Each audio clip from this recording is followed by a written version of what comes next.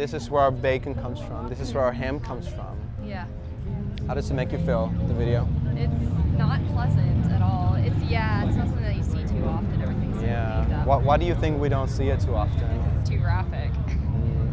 I definitely understand that. Yeah, but do you think there's another reason why they don't show us this footage, other than it's horrible? Shut down the industry. Well, yeah, I don't think it would give them a lot of customers if they show us how the truth is made, you know? That's And I think if you or I were in there, I'm pretty sure we would want somebody to be showing us like, hey, look what's happening to me, like, you know, do something. Yeah, it's really sad. It's so sad. But do you think it's necessary in any way? Not the suffering. The suffering or pain. I mean, we can live without meat. We can, absolutely. It's hypothetically possible. Yeah. Well, I'll tell you this. Okay. All of us here, we're all vegan. Okay. So none of us. Yeah. Oh, cool. Yeah. So none of us consume animal products. Okay. And we feel like in our hearts that if it's possible for us to survive without animal products, we should consider that maybe if we're not okay with what we see with our eyes, how can we justify, you know, paying, because we're paying for it, you know, so we're funding these industries, you know. So question. Yes. So I know vegans all animal products. So what is unethical about eggs, milk? Okay, yeah, no, I'm glad you asked. That's a really good question. So in the egg industry, we have shown this all kinds of things. I'm not sure if we have the egg industry here, but what the egg industry does is all the baby chicks are born. Their first day of birth, they select them from male to female. And the males, since they won't be able to produce any eggs, they're thrown into a really big macerator. Okay. So they're ground up alive the first day of life. Yeah, the babies, baby that's animals. It's not okay. It's not okay. And then the females, their beaks are chopped off, and they're just as sensitive as our fingertips, so it hurts really bad. Yeah. Their beaks are chopped off, maybe a third, and then their toes are seared too, so that they don't hurt each other. Because imagine being confined in such a small space with that many chicks. Yeah. You go crazy. So you start pecking at each other. You start attacking each other. So the egg industry causes a lot of death for the baby 1-year-old chicks, and then for the females, you know, they get their beaks sheared off, their toes sheared off, and then after that they are exploited for their body. So they are taken like as an egg producing machine until they no longer can produce eggs. So they do that for maybe a year of their life. And then they pump them with hormones and everything so that they produce a ton of eggs, maybe 5 to 10 times more eggs than they used to in the past, which is super stressful in their body. And then after that, they're sent to a slaughterhouse. Yeah. So that's the egg industry. I see. Okay. Because I was vegetarian at first, and I was like, well, I'm gonna keep eating eggs, and I'm That's gonna eat what I it in thought, dairy. vegetarian, Yep, yeah. So I was like, well, that's fine, because when I saw that footage, I was like, the only reason why this happens is because animals need to get killed. Because I had no idea about the dairy or the egg industry.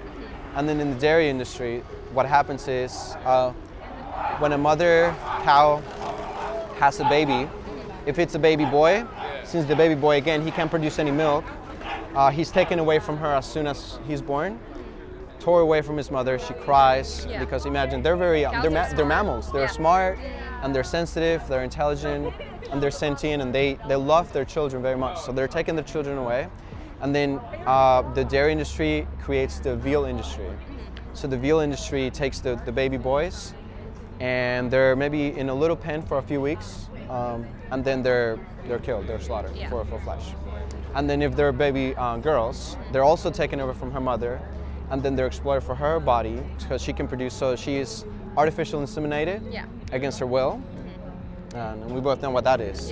And then so that way she produces the milk, and then she's also exploited for her milk. She produces about 5 more times the milk that they used to, like maybe in the 50s. She produces a ton of milk, and when she can no longer produce milk, she's sent to the slaughterhouse. Okay.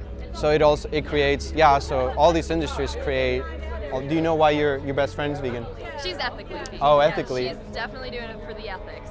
Has she ever tried to show you the footage or anything like that? No, she kind of keeps to herself. She kind of like read it like in books. Her brothers were vegan, and I think they were the ones who watched the footage. They persuaded her. She hasn't really done anything like that. So yeah, she'll cook for me. We'll make good like vegan. Is it tasty? It's fun. Yeah, she's my roommate. So. Oh, okay. You get to try it all the time. Yeah. She's a good cook. But do you think there is any way for us to justify any of this? What's happening to the animals? Well, I know the typical justification for it is that animals are less than human. Correct. Yeah. They're for food. I've heard that one. Yes. Do you resonate with that idea? Maybe. Okay. It's the most persuasive argument I've heard against. Sure. So Yeah, sure. I'm open-minded. I keep it at that point. Whatever. No, So that's do great. you have like a reputation of that? Yes, absolutely. So the way that I see it is that these animals are capable of pain, they're capable of suffering, they're capable of feeling joy, happiness. If we, for example, were to switch up the animals, say for example dogs, Yeah. everybody would be out here outraged, helping us out, helping break that out. Yeah. But since it's pigs and chickens and fish, we all of a sudden, we're like, hey, it's okay to do this to them. Yeah. But intuitively, we know that our dogs can feel pain, suffering, and that we wouldn't want to have them to be in there.